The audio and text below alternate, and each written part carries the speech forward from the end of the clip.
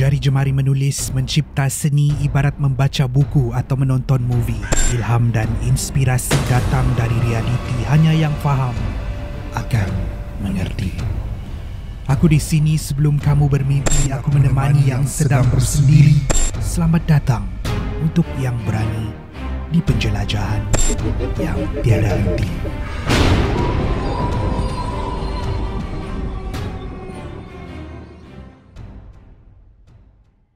Apa yang korang akan dengar pada malam ini adalah sebuah kisah yang aku tak pernah bayangkan akan terjadi kepada aku.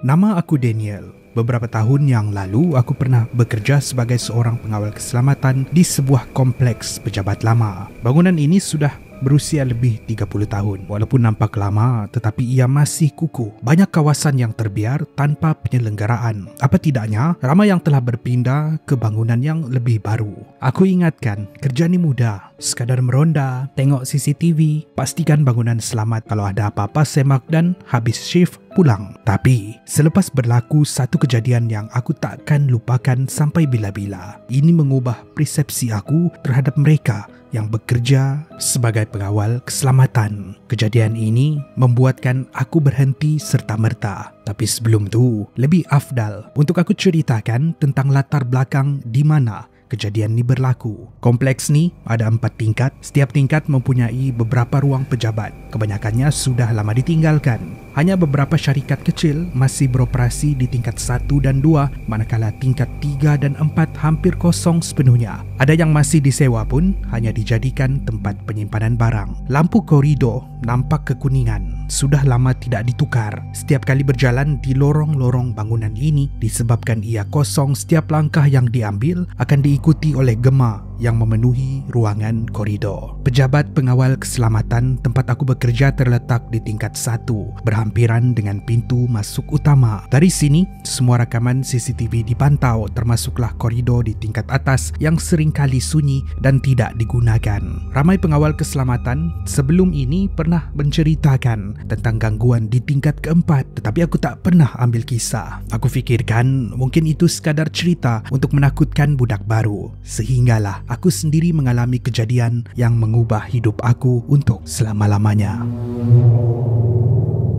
Kisah ini berlaku pada tahun 2017, sekitar pukul 2.45 pagi. Waktu itu sunyi dan menyeramkan. Aku duduk di pejabat pengawal keselamatan, sedang memantau CCTV. Semuanya nampak normal. Sehinggalah aku terperasan ada sesuatu bergerak di salah satu koridor di tingkat keempat. Sesuatu yang tidak sepatutnya ada di situ.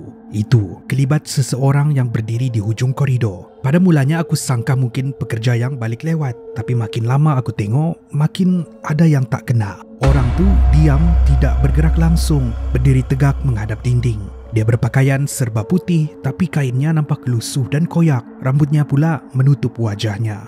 Tapi ada sesuatu yang pelik. Aku rasa macam orang tu sedang tersenyum. Aku periksa semula rekod kedatangan pekerja. Tengok siapa yang keluar, tengok siapa yang masuk. Tapi semak punya semak, tak ada sesiapa yang sepatutnya berada di dalam bangunan pada waktu itu. Tiba-tiba, skrin CCTV berkelip sekejap dan bila paparan kembali normal, orang tu dah hilang. Badan aku mula berpeluh. Aku cuba yakinkan diri, mungkin kamera rosak, mungkin bayang-bayang. Tapi perasaan menjadi semakin berdebar. Aku ambil lampu suluh dan pergi ke tingkat keempat. Keadaan tingkat 4 sunyi gila. Koridor panjang, lampu koridor pun kekuningan malap. Ada beberapa mentol yang berkelip menandakan mahu mati. Setiap kali aku melangkah, gema tapak kasut aku sendiri membuatkan bulu roma aku meremang. Maka melangkahlah menuju ke hujung koridor. Waktu tu aku rasa seperti diperhatikan. Bukan dari depan, bukan dari belakang, tapi dari salah sebuah bilik yang berkunci itu. Sehinggalah aku terdengar sesuatu.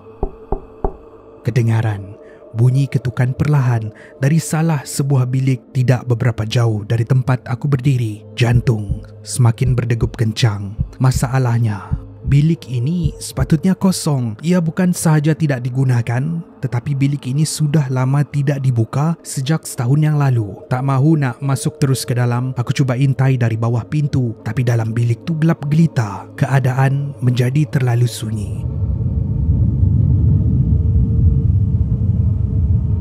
Kesunyian yang menyakitkan telinga. Aku cuba pegang tombol pintu. Sejuk macam ais. Aku cuba pulas tombol, sah, terkunci. Kalau aku nak buka pintu ni ataupun sesiapa yang nak buka pintu ni kena ambil kunci di pejabat. Jadi tak mungkin ada sesiapa yang berada di dalam. Tiba-tiba, Daniel, bunyi seseorang memanggil nama aku dari dalam bilik tu. Jantung aku hampir terhenti. Tak mungkin ada sesiapa yang berada di dalam. Aku melangkah setapak ke belakang dan saat itulah aku terdengar tombol pintu berpusing sendiri sebelum ia terbuka perlahan sehinggalah ia terbuka seluas-luasnya.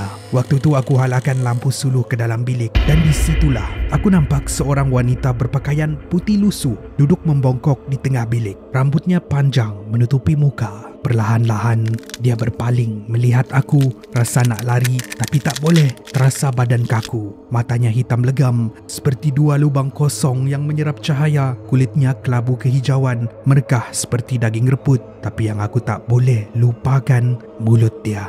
Mulut dia terbuka luas seolah-olah rahangnya patah. Dia senyum, tapi bukan senyuman seorang manusia biasa. Senyumannya terlalu besar, terlalu menyeramkan untuk dilihat. Bibirnya sedikit bergetar, seolah-olah cuba bercakap, tapi tiada suara keluar. Kemudian aku nampak sesuatu yang buat darah aku hampir beku. Wanita tu melayang beberapa inci dari lantai. Dia tidak mempunyai kaki. Seakan-akan dia mendekati aku perlahan-lahan. Aku menguatkan diri untuk menggerakkan tubuh badan, berlari turun dari tingkat 4.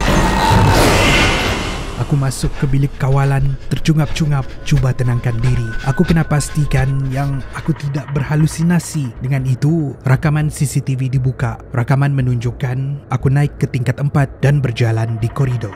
Pintu terbuka perlahan-lahan, tetapi tiada sesiapa yang berada di dalam bilik tu. Kosong, gelap. Selepas malam tu, aku terus berhenti kerja tanpa berfikir panjang. Aku tak peduli duit gaji. Aku tak bagi tahu pun pihak pengurusan apa yang jadi sebab aku tak mahu ambil tahu pun. Kejadian misteri ini tidak berakhir di situ. Sebelum aku keluar dari pejabat untuk kali yang terakhir, aku terjumpas keping kertas di atas meja kawalan. Aku buka kertas tu perlahan-lahan. Ia mengandungi satu baris tulisan. Tulisannya yang hampir kabur. Tulisan yang berbunyi begini: "Jangan buka pintu tu." Adakah ini satu amaran? Siapa yang menulis nota ini? Adakah ini untuk pekerja baru supaya tidak membuka pintu yang aku buka tu? Apa yang aku tahu, kisah ini menghantui aku sehingga hari ini. Aku tak pernah lagi bekerja sebagai pengawal keselamatan sejak dari hari itu. Boleh kata aku trauma dengan apa yang terjadi. Mujurlah, aku berhenti selepas menerima gangguan tu. Kenapa? Sebab seminggu selepas tu, rakan sekerja aku bernama Firdaus yang ganti shift aku hilang tanpa jejak. Tiada bukti CCTV menunjukkan dia keluar dari bangunan. Beg dia pula masih ada, kunci, telefon bimbit, dompet, tetapi dia tidak pernah ditemui.